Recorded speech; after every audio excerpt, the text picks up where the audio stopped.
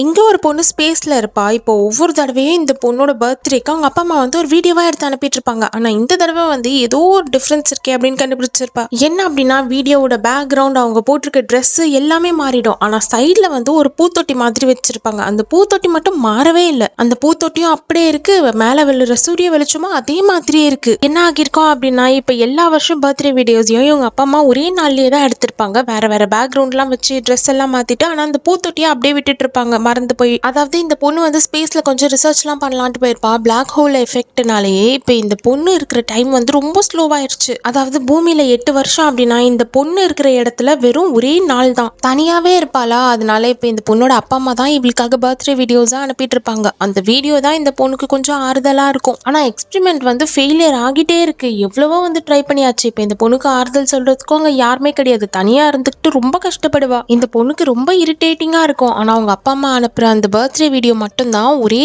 ஆறுதல். இந்த பொண்ணு வந்து நம்மளுக்கு வயசாயிருச்சு அப்படின்ட்டு அவளுக்கு தெரிஞ்சதுன்னா வருத்தப்பட போறா அப்படின்றதுனால தான் இப்ப இவங்களும் வந்து இந்த மாதிரி வீடியோஸ்லாம் ஷூட் பண்ணிக்கிட்டு வயசாகிறத காமிச்சிக்காம இருப்பாங்க. ஆனா அந்த பக்கத்துல இருக்கோல பூத்தொட்டி, அது வந்து எல்லாத்தையும் காமிச்சு கொடுத்துரும். இப்ப அவங்க அப்பா அம்மாவை அந்த பொண்ணு ரொம்ப மிஸ் பண்ணிட்டு இருப்பாளா. ஆனா இத்தனை நாளா ஃபெயிலியராகவே இருந்த எக்ஸ்பெரிமெண்ட் வந்து இப்ப சக்சஸ் ஆகியிருக்கு. என்ன எக்ஸ்பெரிமெண்ட் அப்படின்னா ஸ்பேஸ்ல வந்து பிளான்ஸ் வளர்க்க முடியுமா அப்படின்றத தான் இந்த பொண்ணு வந்து ஒரு எக்ஸ்பெரிமெண்டா பண்ணிக்கிட்டு இருப்பா. இவ்வளோ நாள் அந்த எக்ஸ்பெரிமெண்ட் ஃபெயில் ஆகிட்டே தான் இருக்கும். ரொம்ப கோவமா வரும். ஆனா இன்னைக்கு இந்த பொண்ணோட எக்ஸ்பெரிமெண்ட் சக்சஸ் ஆகிருச்சு. நம்ம அப்பா அம்மாவை பார்க்க போறோம் அப்படின்ட்டு இந்த பொண்ணு ஒரே சந்தோஷத்துல தான் இருப்பா.